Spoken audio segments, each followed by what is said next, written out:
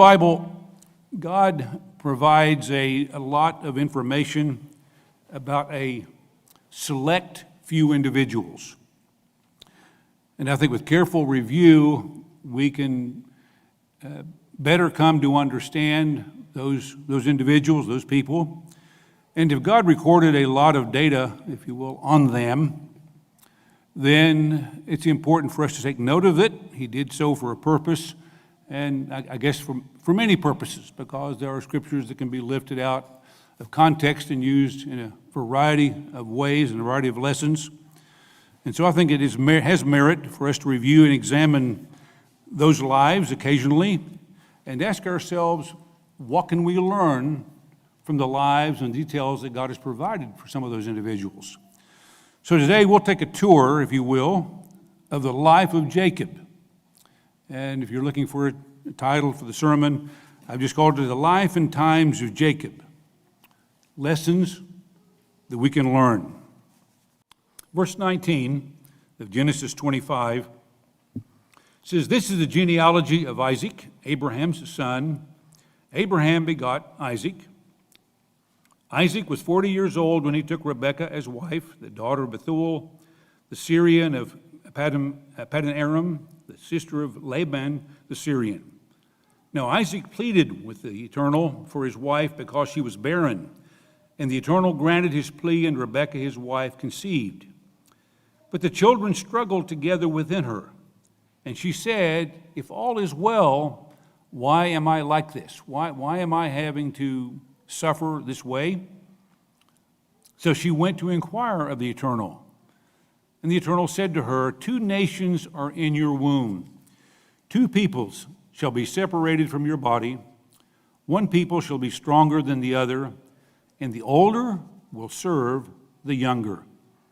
So when her days were fulfilled for her to give birth, indeed there were twins in her womb. And the first came out red. He was like a hairy garment all over. So they called his name Esau, which means hairy.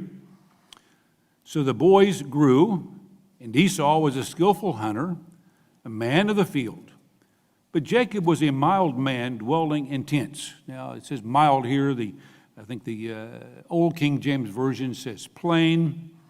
And the margin in my Bible explains here that it's literally complete.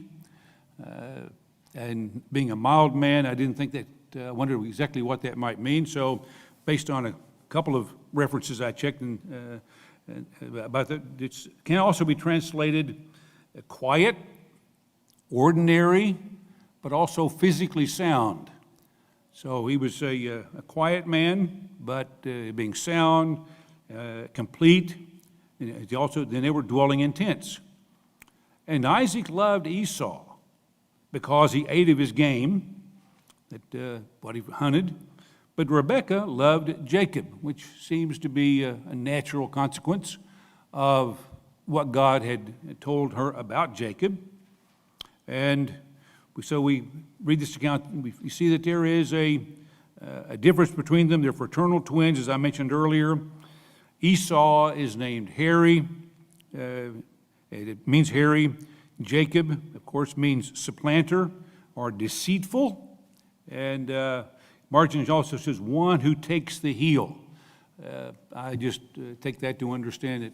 It means that maybe someone who might trip you up, which proved to be a foretell or forecast and a prophecy of what Jacob would be like.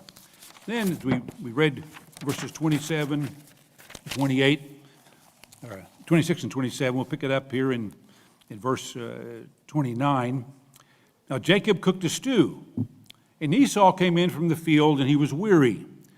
The Old King James here says faint. Can also be rendered exhausted. And so one would think that he had not been successful in that particular hunt, but he was weary, and therefore his name was called Edom, which means red. I'll comment on that in just a moment. Based on verse 28, if Isaac loved Esau and Rebekah loved Jacob, one can only assume here that there probably was a fair amount of dissension between these two twins, these two brothers. There was a real sibling rivalry, sort of maybe from the get-go, even when they were little. One was the favorite of the father, one was favorite of the mother. They had their differences. They were very different. And so they had to deal with that. And Rebekah, perhaps assuming, I say assuming, but believing what God told her, was that one way or the other, Jacob was going to end up with all the goodies. Being second and being born, he would, this law of primogeniture, he was not the one who was going to inherit, as with the firstborn would, the blessings and all the things that would go to the firstborn from Isaac.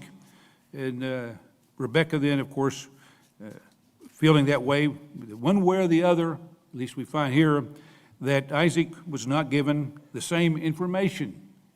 We'll see that later on as well, that Isaac wasn't apparently told this particular information. And we read here that we go on, it says that he's weary. Verse 31, but Jacob said, sell me your birthright as of this day. And Esau said, well, look, I'm about to die. So what is the birthright to me? Now, I said he was weary. He must have been truly exhausted. Maybe he was what we know today we call dehydrated, and he was faint, and he thought maybe he could die. And so if I'm going to, rather than die, I wouldn't get the birthright anyway, what's it matter? And he's willing to bargain this away. And Jacob said, look, swear to me as of this day. So he swore to him and sold his birthright to Jacob. And Jacob gave Esau bread and stew of lentils. Then he ate and drank, and he arose and went his way. And thus Esau despised his birthright. So a strong word that is used here. He despised his birthright. This is I guess you could think this is sort of like the Pilgrims, etc., the ones came to America bargaining for Manhattan, for getting this island for a few baubles. And because of that, he's called Red, sort of a nickname, I guess. And as he goes through life, he's called Red.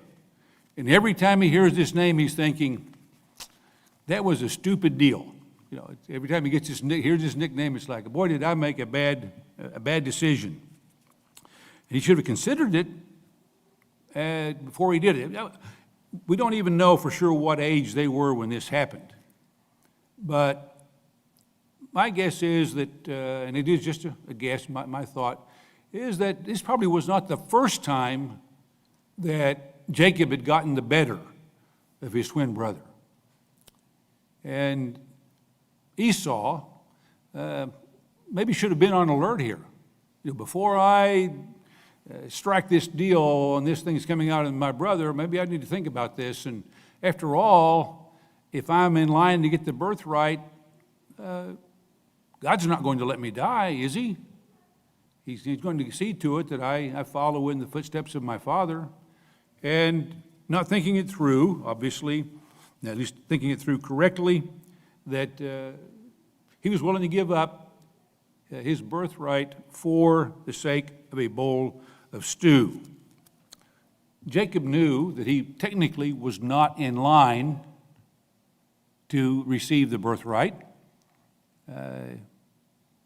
I would think that Rebekah had perhaps shared those thoughts with her favored son, and he wasn't technically in line to do it, but here was an opportunity.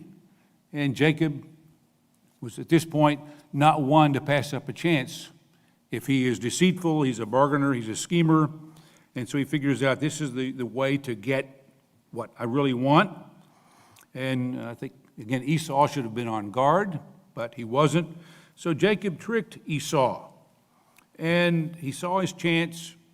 He made the bargain. He got the birthright. I think what is also important here is that Jacob understood this was important. It really mattered in what was going to happen in the future. He wanted that birthright. And it says here that Esau despised his birthright. Let's turn over to Hebrews chapter 12.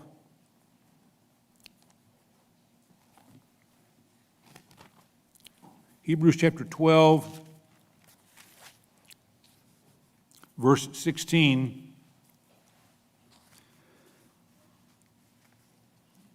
Paul is cautioning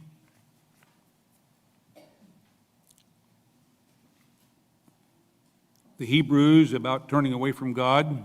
He says here simply in verse 16, chapter 12 of Hebrews, lest there be any fornicator or profane person like Esau, who for one morsel of bread or food sold his birthright. And profane here is, my margin is godless. And so clearly God is showing us that something as important as the birthright, which was part of the promise given to Abraham, given to Isaac, that Esau did not see this as a great privilege. And God says he despised that birthright. He should have understood what was going on, what God was going to do to keep his promises through Isaac. And his name is changed to Red, and he has to realize he's made a great mistake. Hebrews goes on to say that when he tried to repent, tried to find redress on that, it just didn't work. Now, there's a lesson here for all of us, because we too have been given great promises from God, that we have to protect our inheritance, our calling, that we have to watch out for all the trickery. The Bible refers to the wiles of Satan. What would we trade eternal life to have something else? How much is eternal life in God's kingdom important? How important is that to us? Let's turn over to 1 Peter, 2 Peter, beg your pardon, 2 Peter chapter 3.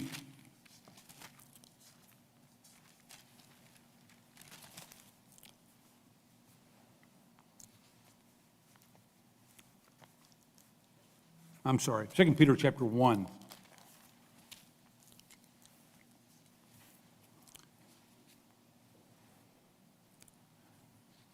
And I'll skim through the verses here from verse 3 through 11. In the middle of the thought, he points out here in verse 3, as his divine power has given us all things. And then in verse 4, that about which have been given to us exceedingly great and precious promises. We have many of them, and Mr. Ames talks about this often, to claim God's promises. He points out in verse 5 that we should, for this very reason, giving all diligence, add to our faith virtue, to virtue add knowledge, to knowledge self-control, and perseverance, and godliness, and brotherly kindness, and then to brotherly kindness add love. For if these things, in verse 8, for if these things are yours and abound, and you will be neither barren nor unfruitful in the knowledge of our Lord Jesus Christ. For he who lacks these things is short-sighted, even to blindness, and has forgotten that he was cleansed from his old ways. Therefore, brethren, be even more diligent to make your call and election sure. For if you do these things, you will never stumble. For so an entrance will be supplied to you abundantly into the everlasting kingdom of our Lord and Savior, Jesus Christ. And let's turn back to Hebrews 12, and we'll read a couple other verses. After Paul has talked about Esau being a profane individual. In verse 18, talks about us, about the Hebrews who had been called to be part of the church and what we've been called to today. For you have not come to the mountain that may be touched, that burned with fire. Verse 22, but you have come to Mount Zion, into the city of the living God, the heavenly Jerusalem, to an innumerable company of angels, to the general assembly and church of the firstborn who are registered in heaven, to God the judge of all, to the spirits of just men made perfect, who've come to Jesus, the mediator of the new covenant, and to the blood of sprinkling that speaks better things than that of Abel. See that you do not refuse him, who speaks. For if they did not escape who refused him who spoke on earth, much more shall we not escape if we turn away from him who speaks from heaven. So God is telling us we need to be very diligent to hold on to our inheritance, to hold on to our calling. And he uses this example in the Old Testament with Jacob and Esau to point out the just incredible difference between a bowl of soup, bowl of stew, and actually being given the birthright part of the promises that had been given to Abraham. Esau clearly was not thinking well and thinking clearly about what was at stake, but he traded his birthright for a bowl of food. And there is nothing in this life that will compare to what God is offering us in his kingdom. And we have to ask ourselves, is there anything that might ever pull us away sufficiently that be willing to give up eternal life in God's kingdom? Let's turn back then to Genesis chapter 26. Genesis chapter 26.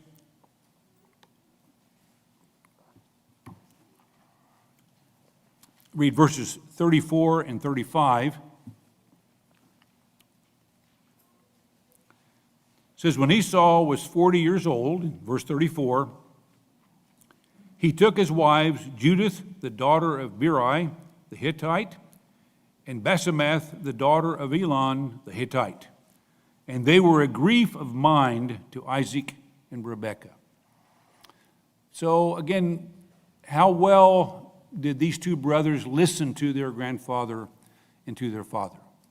Because Abraham had sent his servant back to his home country to obtain a wife for his son Isaac, so that there would be some continuity in their lives. And also it was important to them, his family heritage was an important matter. And it did not obviously matter to Esau in this particular case. He did not follow Isaac's example with his brothers of getting a wife. And certainly his parents were very upset with that.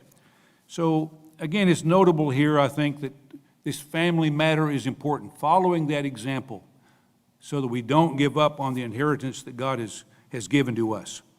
And also in this particular case, there is no notice about anything about Jacob getting married, only about Esau, that he marries two women of the Canaan area. Let's continue over and then in chapter 27. And I'm just going to skim through this chapter. I'll just read through sections of it and follow along. In chapter 27, verse 1, now it came to pass when Isaac was old and his eyes were so dim that he could not see, that he called Esau. He wanted Esau to come. And in verse 2 he says, behold, now I am old. I do not know the day of my death. So go out to the field, in verse 3, and hunt game for me. In verse 4, and make me savory food, such as I love, and bring it to me that I may eat, that my soul may bless you before I die. So at this particular point, Isaac is, let's say, in poor health, sufficient to make him wonder that perhaps he's about to die. And Rebekah was listening. So in verse 6, she spoke to Jacob, and she goes and tells him what to do. And in verse 8, now therefore, my son, obey my voice according to what I command you. Go to the flock, bring me 2 choice kids. I'll make savory food from them for your father, such as he loves. So she knows the recipe, I guess, and how to make these. You can make these 2 animals from the kids from the flock. Pretty much taste like whatever that Esau would bring in from the field.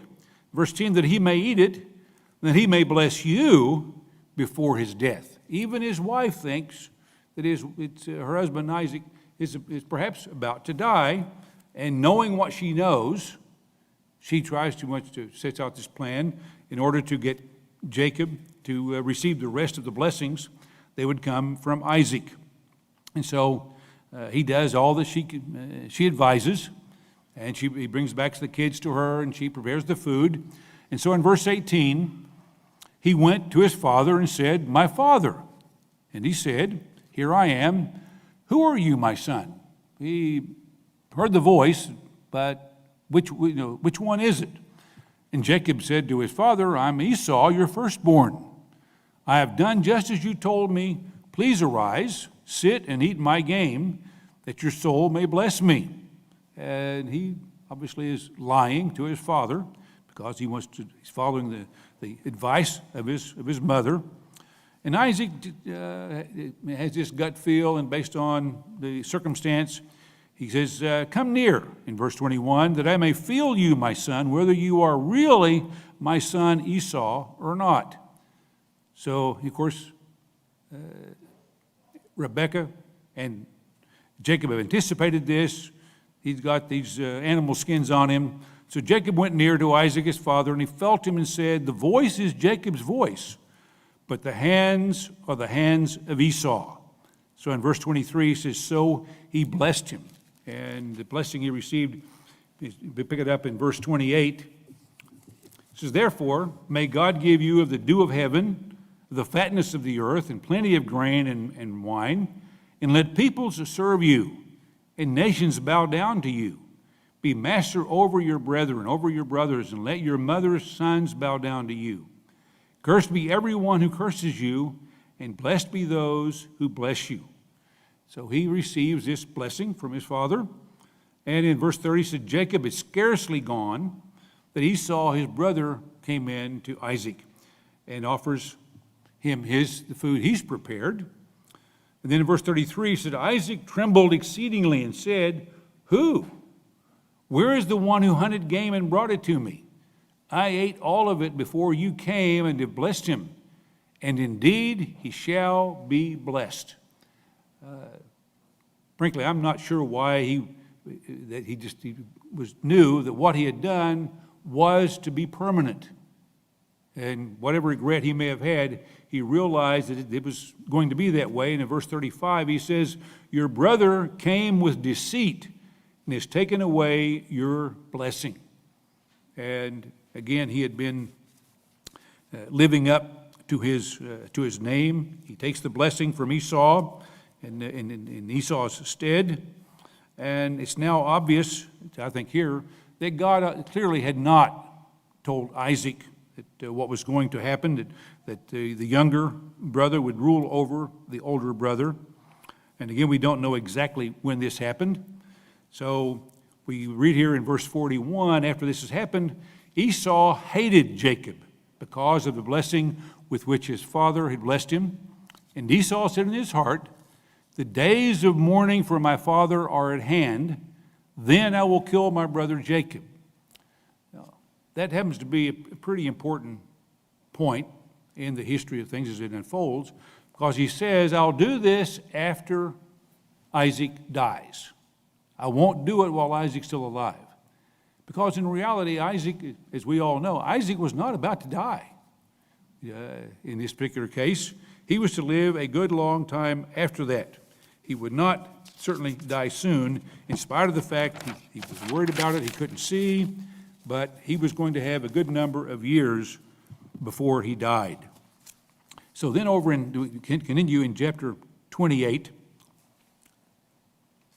Well, before I do that, let's read verse 43, where Rebekah is now aware that Esau plans to kill Jacob, so she intervenes and tells Jacob, you need to leave because your brother is going to kill you.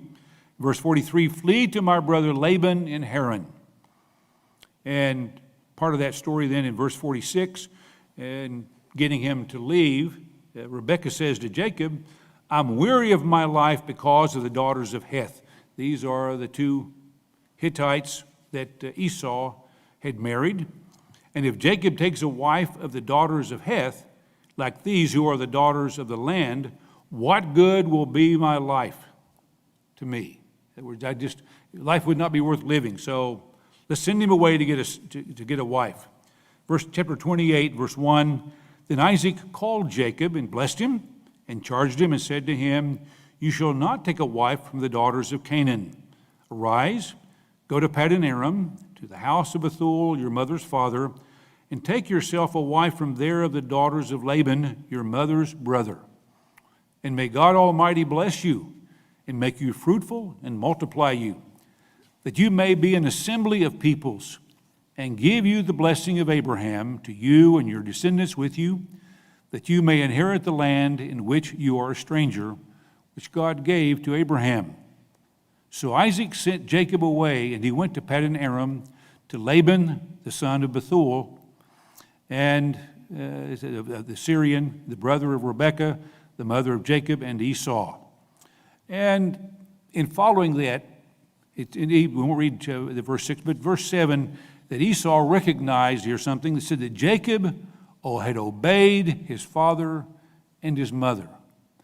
Clearly something that Esau had not done. Because I would have to think that at some point Isaac and Rebekah, in giving the training to their two sons, would be to not marry women of the land, men and women of Canaan. And yet, in spite of that, Esau had done that very thing. But Jacob, when he was guided and advised by his mother, and then blessed by his father Isaac, that he did go back to the same land that Isaac had received his wife from when Abraham's servant had gone to get Isaac a wife. So in chapter 28, verse 10 says, Jacob went, and he went toward Haran, and he came to a certain place, and he lay down in that place to sleep. So, important story here. We know this story quite well, but we need to review it. And then he dreamed, and behold, a ladder was set up on the earth, and its top reached to heaven. Verse 13, and the Eternal stood above it and said, I am the eternal God of Abraham, your father, and the God of Isaac. And the land on which you lie I will give to you and your descendants. Now, this is the first record that I know of where God dealt directly with Jacob. He's on his way to escape from Esau, and God begins to communicate with him. And he goes also there in verse 14, the last part of the verse, and in your seed all the families of the earth shall be blessed. Now, this is, I think, important to note that many of the same words that were given in the blessing to Abraham in the very beginning that are given to Isaac and were also given to Jacob, that in your seed all the families of the earth will be blessed. He says, behold, I am with you and will keep you wherever you go, will bring you back to this land, for I will not leave you until I have done what I have spoken to you. And then Jacob awoke and said, surely the Eternal is in this place, and I didn't even know it. How awesome, in verse 17, how awesome is this place. In verse 19, and he called the name of that place Bethel, meaning the house of God. It was where God was. And Jacob then makes a vow, saying, if God be with me and keep me in this way that I am going, and give me bread to eat and clothing to put on, so that I come back to my father's house in peace, then the Eternal shall be my God. And this stone which I have set as a pillar shall be God's house, and of all that you give me, I will surely give a tenth to you. And the way it's phrased here, it says, if God will be with me. Well, God had just told him, I'm going to be with you. I'm going to take care of you. I'm going to watch over you, and I will bring you back in peace in the future. And in many translations, that word if remains there. But I did find one translation, and I'd focus on that, but it says, seeing that God will be with me. Well, Jacob is convinced that this is going to happen, so this is what I'm going to do. And then I'm going to say, when I get all of these things that God has promised me, I'm going to give a tithe of it back, much as his grandfather had done. How did he know that? By giving God a tenth. He'd been taught that. Again, what he had been taught stuck with him. It made a difference to him as opposed to what it did not mean to his brother Esau. And God in verse 15, again, he says, I will not leave you until I have done what I have spoken. But I'm going to see to it, this is done. I won't forsake you. I'm not going to leave you. God promised to never forsake him. Now, if there's a lesson for us to learn and relearn as we go through the difficulties in our lives, is that God has promised to us that he will not forsake us. There are other scriptures that I won't turn to right now, but we know the one in Philippians, that God is going to finish what he started in our lives. He is not going to forsake us. However little we might see what's going on from day to day, why these trials come and go, God says, I know exactly what's happening in your life, and I'm not going to leave you. A promise he's extended to all of us, and we have to, again, I think as we go through our problems, we have our faith is strong at times, and maybe not so strong at others. And maybe we have to just remind ourselves verbally, kind of preach to ourselves, convince ourselves that God is always with us. He is not going to forsake us. If we're trying our best to serve him and obey him, he's not going to leave us. We have to leave him. But if that doesn't happen, then God is not going to turn his back on us. And we will see later that Jacob gives testimony to knowing that this promise is fulfilled and has been fulfilled in his life. And of course, here he names this place Bethel, referring to the house of God. We think about that in terms of the New Testament, the New Covenant, that we, part of the family of God, the church of God, is the house of God. We are a collection of individuals, the ecclesia, the called out ones that are part of the family of God. Then in chapter 29, move there, chapter 29, verse 11, says Jacob, of course, Jacob's going, he finally gets to where he's going, he gets over to Haran and to his relatives. And then Jacob kissed Rachel. I'll comment in just a minute. And lifted up his voice and wept. I guess that's just, he's really happy to have arrived where he's at his destination. Maybe that's part of it. And so Rachel runs and tells her family in verse 13, Laban heard the report. Jacob comes to him and he's embraced, and Laban kisses him, a different kind of kiss, I would imagine, and brought him to his house. So he told Laban all these things. And Laban says, surely you are my bone and my flesh. And he stayed there for a month. In verse 15, because you are a relative, should you therefore serve me for nothing? Tell me what your wages are going to be. Now Laban had two daughters. The name of the older one was Leah. The name of the younger one was Rachel. Leah's eyes were delicate, but Rachel was beautiful of form and appearance. Now Jacob loved Rachel. Love at first sight, I guess if you will. And so he said, I'll serve you 7 years for Rachel, your younger daughter. Go back to verse 11. Jacob kissed Rachel. Must have been quite a kiss. If he's willing to work for 7 years for this young lady, he's impressed with her. I'm being a bit facetious there. But anyway, he's willing to work, if you will. His wage, what he was going to earn for 7 years was this young lady, Rachel. And we can go on to verse 20. It says here that Jacob served 7 years for Rachel, and they seemed only a few days to him because of the love he had for her. And Jacob said to Laban, give me my wife. And Laban makes a feast. Now, traditions of the East, we go back over in John, we know where Christ turned the water into wine, that there was a wedding feast, I think, that went on for a week. Great celebration. And Laban, very likely did the same thing, makes this great feast. And because he, as we know the story, he is going to pretty much do to Jacob what Jacob had done to his brother. He's going to pull a fast one on him. And so he took Leah then, his daughter, and he brought her to Jacob. And it came to pass in verse 25, it came to pass in the morning that, behold, it was Leah. And he said to Laban, what is this you have done to me? Was it not for Rachel that I served you? Why then have you deceived me? And Laban said, it must not be so in our country, to give the younger before the firstborn. Now, he could have told Jacob that 7 years earlier, but he didn't want to do that. He was also a pretty good schemer himself.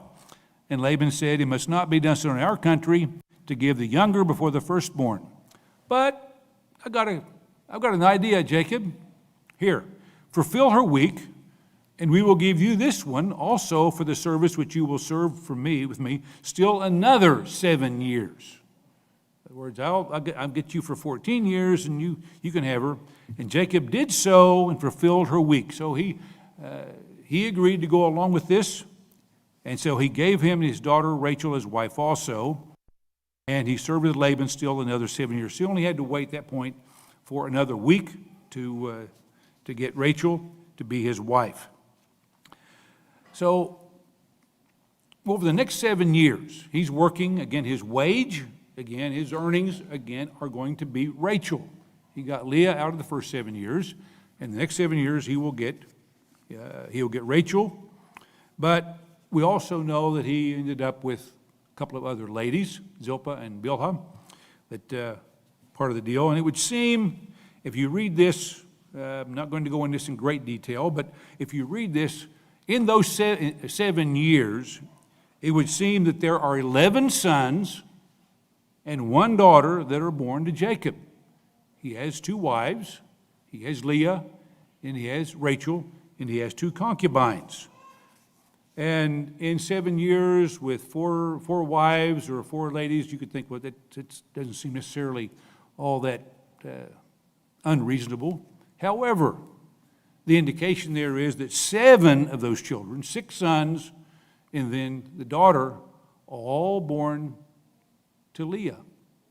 What appears to be 7 years. So I'll just say that that's a little bit of what we might call a conundrum. It's exactly what took place during that time, but that's not necessarily part of the sermon this afternoon, but certainly an interesting point. Then in verse 31, it says here that Rachel was barren early in the marriage to Jacob. And we find then in chapter 30, we'll go on with the account. Chapter 30, verse 22. Now, I mentioned Rachel's barren. Leah has 4 sons in succession fairly quickly. It says then she leaves off bearing for a while, and she gives her handmaiden to Jacob, and a couple of sons are born with her handmaiden. 2 are born from Rachel's handmaiden, 2 children and 2 sons. And then later on, Leah is able to bear 3 more sons. But here in chapter 30, verse 22, then God remembered Rachel, and God listened to her and opened her womb. And she conceived and bore a son and said, God has taken away my reproach. So she called his name Joseph and said, the Eternal shall add to me another son. And the word Joseph, as margin shows, was he will add. It was the meaning of that. There would be he just believed there would be another child, another son would come from her womb. And it came to pass when Rachel had borne Joseph that Jacob said to Laban, send me away that I may go to my own place and to my country. Give me my wives and my children from whom I have served you, and let me go. For you know my service which I have done for you. So we know from other scripture, we'll turn in a moment, that for that time he has worked, for those 7 years, so 14 years, he's ready to leave. He's ready to go back to his home country, take his wives, take his children, and leave. In Laban, verse 27, then Laban still wants to negotiate. It's like Jacob is just too good of a deal to give up easily on this man, because he says, stay with me, because if I have found favor in your eyes, for I have learned by experience that the Eternal has blessed me for your sake. Then he said, name me your wages, and I will give it. In this particular case, these are actual wages, what he's talking about, because Jacob now has the two wives. He has the two daughters, and he has the wife that he wants. And Laban says, I'll actually pay you now for your time. He could see that Jacob was a good hand to have around. Then in chapter 30, over in verse 43, we find out that what has worked out, and I'm going to go through the whole story of that chapter there, but Jacob says what he wants for wages, certain kind of animal, certain from the sheep and what all, and it sounds good to Laban. He thinks he can trick Jacob, but Jacob, now with God's blessing, is a bit more shrewd than Laban. And with his knowledge of how things worked and God's blessing, he says in verse 43, referring to Jacob, thus the man became exceedingly prosperous and had large flocks, female and male servants, camels and donkeys. So he was very wealthy, well off, very wealthy himself in his own right, and now he wants to leave. In chapter 31, verse 11, it says, then the angel of God spoke to me in a dream, saying, Jacob, and I said, here I am. And he said, lift your eyes now and see, all the rams which leap on the flocks are streaked, speckled, gray spotted, for I have seen all that Laban is doing to you. So God had intervened for Jacob. He says, I am the God of Bethel. I'm the same one that spoke to you way back when you anointed the pillar and where you made a vow to me. Remember me? Remember the promise you made? Remember the vow you made to me? Because now I want you to do what I tell you and follow your vow. Now arise, get out of this land, and return to the land of your family. So he leaves Laban. Of course, we know the story. Laban pursues him, and they have to go through an inspection of sorts. And then Jacob is finally freed to go on to his homeland. And then later in chapter 31, verses 41 and 42, it says, thus I have been in your house 20 years, and I served you 14 years for your two daughters and 6 years for your flock. So we know that he's leaving now. He served 6 years, and during those 6 years, his wages were enough of these animals. He became very wealthy, had a lot of money, bought some other animals as well. And even during that time, Laban is back and forth. He's changing the contract. It's sort of like I think Mr. Weston mentioned on the update, that we had this contract with one of our feast sites, and they came back after it, contract's all signed, and they want to add an addendum.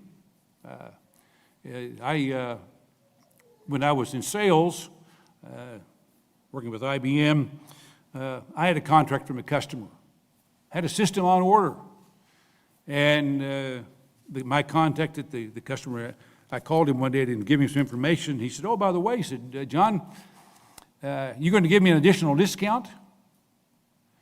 I said, what? He said, well, could I get another 2 or 3% off? And I said, we have a signed contract. He goes, I know, but you want to give me another couple of percent, aren't you? I said, no, I'm not.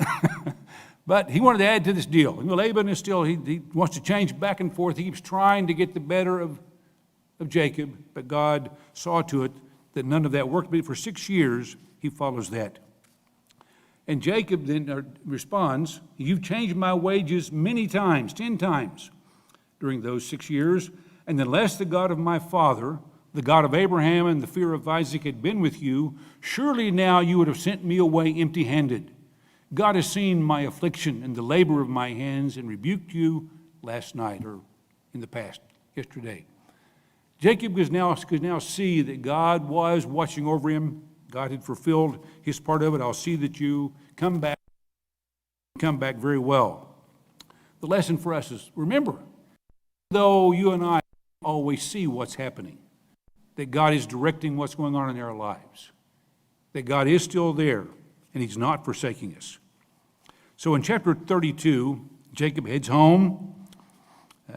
Two angels meet him in the first couple of verses. Doesn't tell us why those two angels appeared. Maybe they were to just speculate, give him comfort that Jacob is going to be okay. When we do that, and of course, Jacob knows that he's going back, that he has sent messengers to his brother, that he's coming back. And so, in verse 3, so Jacob sent messengers before him to Esau in the land of Seir, the country of Edom. And in verse 6, the messengers returned to Jacob saying, we came to your brother Esau, and he also is coming to meet you. And he has 400 men with him. What kind of greeting am I going to get here? And he says here, Jacob was greatly afraid and distressed. And he divided the people. He has a strategy to try to protect his family. But he's worried now. He's very scared that Esau is going to not only kill him, but kill his family. And he's terrified. So we're going over down to verse 9. And then Jacob said, O God of my father Abraham and God of my father Isaac, the Eternal, who said to me, return to your country, and I will deal well with you. And he humbles himself. He says, I am not worthy of the least of all the mercies and of all the truth which you have shown your servant. For I have crossed over this Jordan in my staff, and now I have two companies. Deliver me, I pray, from the hand of my brother, from the hand of Esau, and I fear him, lest he come and attack me and the mother with the children. For you said, surely, I will surely treat you well and make your descendants as the sand of the sea. So he learns that Esau is coming, and after implementing this strategy, of course, God does intervene, and Jacob is allowed to go on. And we have in the latter part of chapter 32, verse 24, after he has sent his family and his household away, part of his strategy, and sending these presents to his brother. In verse 24, that Jacob was left alone, and a man wrestled with him until the breaking of day. Now when he saw that he did not prevail against him, he referring to this man that Jacob, with whom he was wrestling, he touched the socket of his hip, of Jacob's hip, and the socket of Jacob's hip was out of joint as he wrestled with him. And he said, let me go. The man said, let me go. And Jacob said, no, I won't. I will not let you go unless you bless me. Because Jacob could perceive that this was not just a man. This was, we know, actually God was wrestling with him. I will not let you go. In verse 28, he says, your name shall no longer be called Jacob, but Israel, for you have struggled with God and with men and have prevailed. The margin shows that renders Israel is named a prince with God. And so verse 30, so Jacob called the name of that place Peniel, for I have seen God face to face, and my life is preserved. In the other accounts, God has spoken to Jacob through a dream. Here in this case, the God of the Old Testament actually wrestles with him, and Jacob realizes that he is being dealt directly. But he also realizes at this point that he needs God. Regardless of his physical success, he still needed God to take care of him, protect him. And as much as he knew that, we are so reminded that's the case with us. We don't know what will happen tomorrow. Not really. Whether an accident, an illness, could befall us, any number of things that could take away our physical well-being and whatever physical success that might be a part of God's blessing. That even after baptism, you and I can have big challenges, big tests that we have to endure. We have to trust God. We have to go to God. And the bigger the test, and here was a big test for Jacob, the bigger the test, the bigger the victory if we let God help us. And I think for many of us, if not all of us, there are certain, I'll call them watershed moments in our lives. We realize that this is an important moment in life, moment in our Christian life, and that we must stand fast when we're tested in a big way. Some of those things may be private, some of them we may share with our friends, but we have big challenges in the Christian life. And Jacob, when he had this big challenge, realized that he He had to hold on for all he was worth and would not give it. Of course, he went. God then blessed him.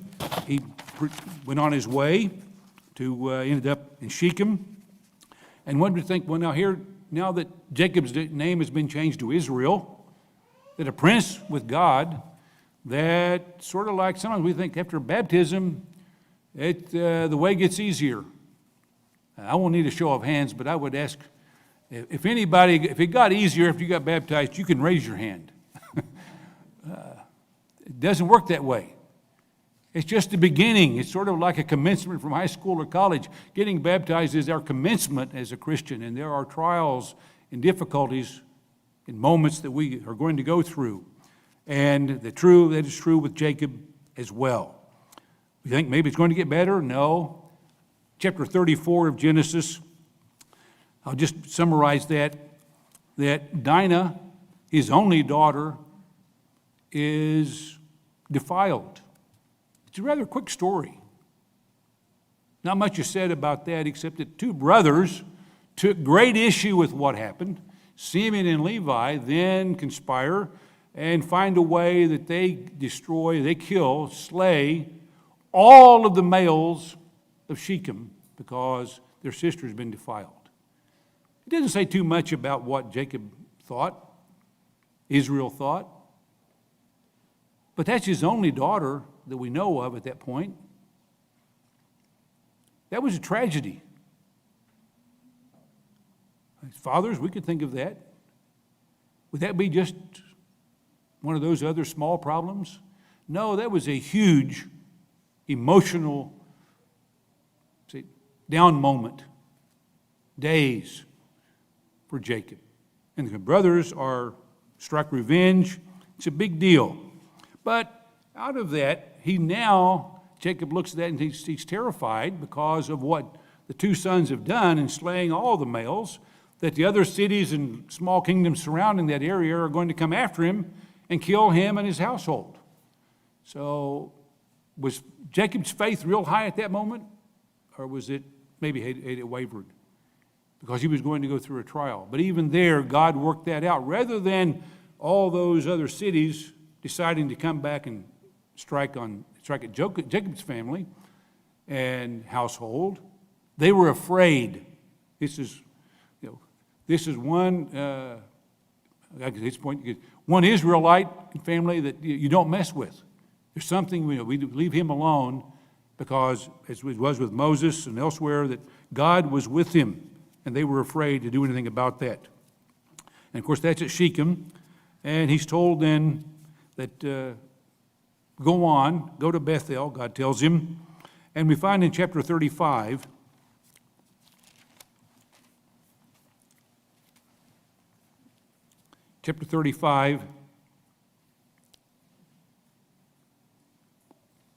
verses 9 through 13. And God appeared to Jacob again, and when he came from Padan Aram, and blessed him. And God said to him, "Your name is Jacob. Your name shall not be called Jacob anymore, but Israel shall be your name. Be fruitful," in verse 11, "and multiply. A nation and the company of nations shall proceed from you, and kings shall come from you. And the land which I gave Abraham and Isaac I give to you." And in verse 13, then God went up from him in the place where he had talked with him. And of course, again, that's in Bethel. And Israel then continues his journey. And as he's about to finish that journey, Rachel bears a second son, Benjamin. And so thinking about the timeline again, if he had left after 6 years of wages at the end with Laban, that means Benjamin is born sometime during that. So he's about 6 years younger than Joseph, because Joseph had been born toward the end of his time that he had worked with Laban, the first 14 years, we think. So Benjamin would have been 6 years younger. And so just a couple of more items of chronology. Let's turn over, again, still in chapter 35 of Genesis, verses 7 through 29. Then Jacob came to his father Isaac at Mamre, or Kirjath Arba, that is Hebron, which Abraham and Isaac, where they had dwelt. Now the days of Isaac were 180 years. So Isaac breathed his last and died. So Isaac, in fact, lived a long time after he thought he was going to die. Whatever number of years you want to ascribe when Jacob left and went over to Laban, we know the Bible indicates it was at least 20 years,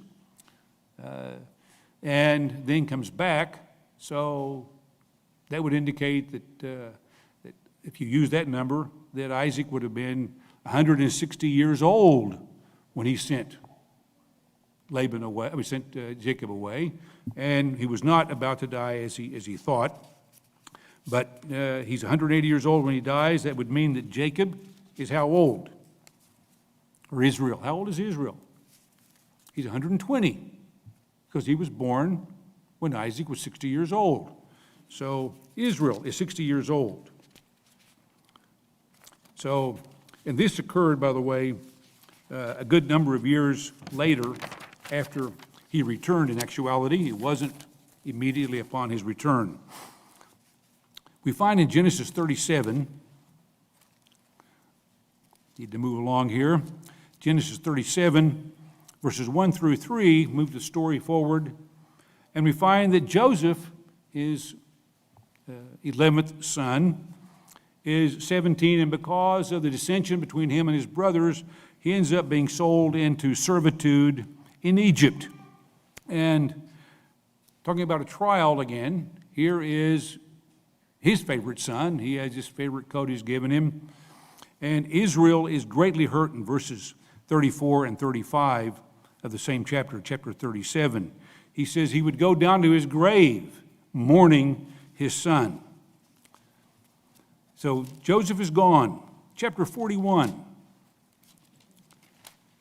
That's a big trial for Israel to lose his favorite son. Chapter 41, verse 44. We know that this was all part of God's plan, where he would work things out. And then the Pharaoh said to Joseph, this is a good while later, says, I am Pharaoh, and without your consent, no man may lift his hand or foot in all the land of Egypt. What Pharaoh was saying was, Joseph, you have complete control of my kingdom. People can't move around without your permission. Verse 46, and Joseph was 30 years old when he stood before Pharaoh, the king of Egypt. So 13 years later, he's now number 2 man in the Egyptian kingdom. So note that. He's 30 years old, and he's right under Pharaoh. Then in chapter 41, we also have the story that because of this dream that Joseph had been able to interpret, there were going to be 7 years of plenty and 7 years of famine. And Joseph, in his wisdom that God had given him, in those 7 years, he gathers up all kinds of bounty, all kinds of grain, and then the famine begins. And all it says here in the last part, in verse 57 to 56, is the famine was over all the face of the earth. So all the countries came to Joseph in Egypt to buy grain. And so he was selling grain, very profitable for the Pharaoh and for the kingdom of Egypt. And in chapter 42, verse 3, said Joseph's 10 sons went down to buy grain in Egypt, except for Benjamin. And Israel did not want to lose the other son, the brother of Rachel, or the brother of Joseph, didn't want to lose this other son that had been born of Rachel. So only the 10 sons. They go down, they receive food. Joseph recognizes them, doesn't tell them, sends them back. He says, bring your other brother with you. He finally, when all the grain's gone, they bring Benjamin back, and he says, go back and, is your father still alive? Well, yes, well, go back and get him too. And because I want to see him. They end up with making 2 trips. And then in chapter 46,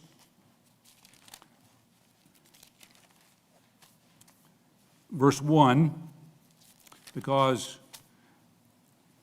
Israel had very reluctantly agreed to let Benjamin go, and now he's being asked to go. But God takes care of it. Chapter 46, verse 1, that Israel took his journey with all that he had and came to Beersheba and offered sacrifices to the God of his father Isaac. Then God spoke to Israel in the visions of the night and said, now it's interesting, he said, no longer will your name be Jacob, be Israel. And those two are used interchangeably in the Old and New Testament. But he says, Jacob, Jacob, and he says, I'm right here.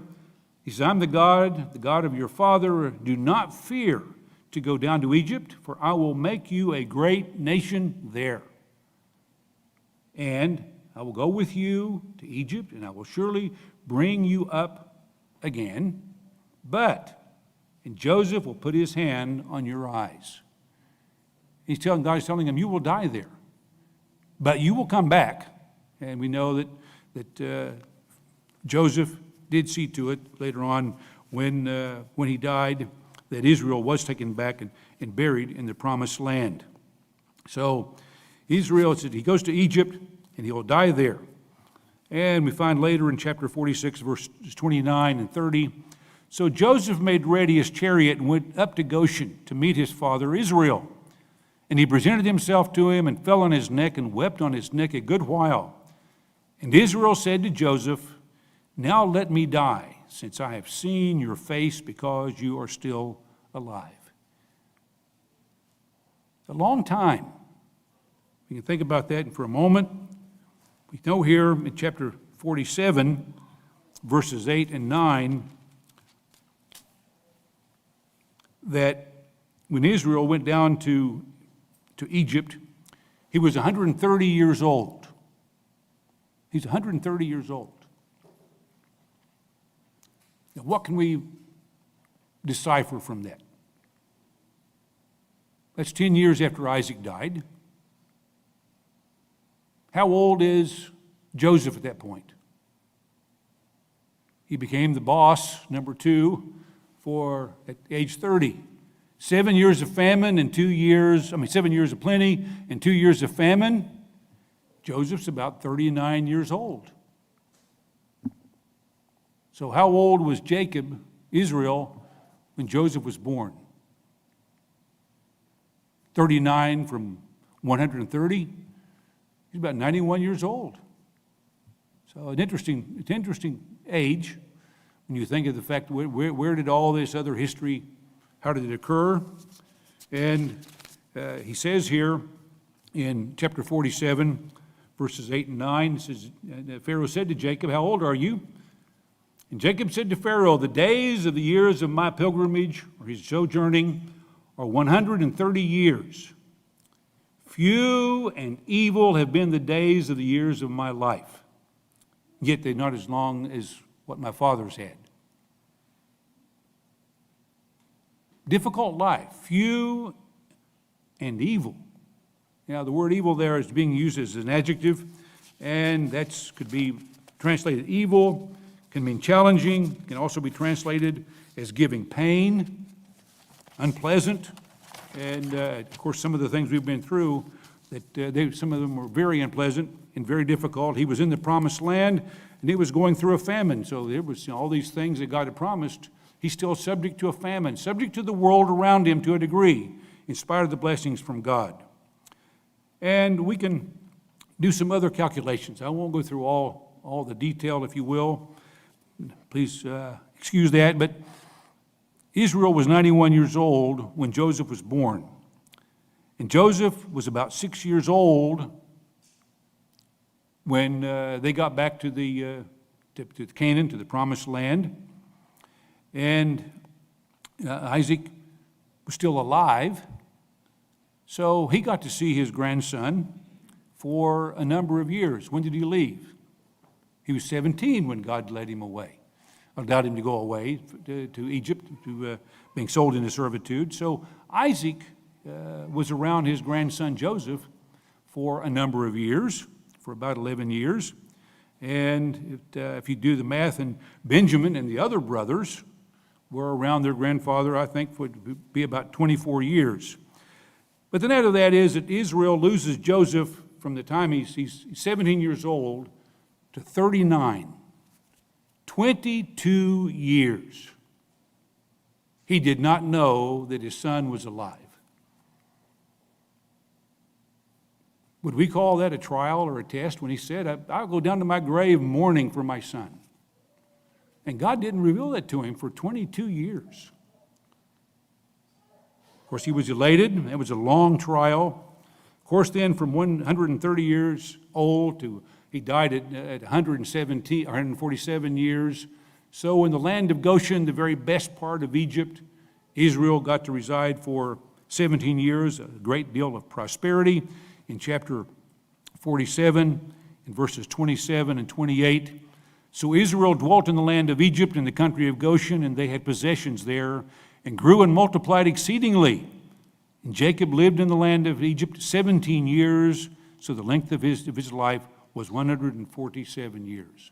17 years of great prosperity, great blessings. Let's go then toward the end here, chapter 48, verse 9.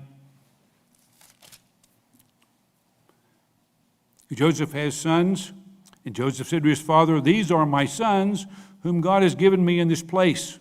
And he said, and Israel says, "Please bring them to me, and I will bless them." Verse 14, Israel stretched out his right hand and laid it on Ephraim's head, who was the younger, and on his left hand on Manasseh's head, guiding his hands knowingly, for Manasseh was the firstborn. So he was changing the way these blessings would be passed along to the younger. And he blessed Joseph and said, "God, before whom my fathers Abraham and Isaac walked, the God has fed me all my life long to this day." So he's saying, God has taken care of me. And he says then in verses 19 and 20, referring to his two grandsons, it says, "He also shall become a people," referring to Manasseh, "and he also shall be great, but truly his younger brother shall be greater than he, and his descendants shall become a multitude of nations." That's part of verse 20. "And thus he set Ephraim before Manasseh." So again, his grandfather dealing with his grandsons, the way that God deals with families and working his plan. And of note here, I skipped over part of verse 15 and verse 16. He says that God has fed me all my life long to this day. And the angel, referring to God of the Old Testament, the one who became Jesus Christ, the angel who has redeemed me from all evil. As he's approaching the end of his life, he's able to look back and see that here the word evil it's the same Hebrew word, but it's used as a noun. All evil. Again, that can be described as evil, literal evil, wickedness, but can also be described as great difficulties, great trials. He's redeemed me from all evil, from all the things I've done wrong, from all the problems I endured. And he's blessed the lads. "And let my name be named on them, and the name of my fathers, Abraham and Isaac, and let them grow into a multitude in the midst of the earth." After all was said and done, all these many years that God had been working with him, and especially by the time he on his way to Padan Aram, where God began to deal with him directly. All those years, what kind of the trials and the ups and downs that Jacob had endured, Israel had endured. And God brought that full circle around to where the end of his life was very blessed, and he was able to see his grandsons as well, and pass that blessing, and worked with him through all that time, and realized that God had redeemed him from all those problems, all those trials, and worked with him. And he passed that blessing on to his children. And let's turn over to, as we close, to a scripture. And you probably can guess where we're turning. Because what's our lesson? Romans chapter 8, verse 28. "And we know that all things work together for good to those who love God, to those who are the called according to his purpose. And I won't spend any more time expounding that scripture, because I think the life and times of Jacob, Israel, say it very well.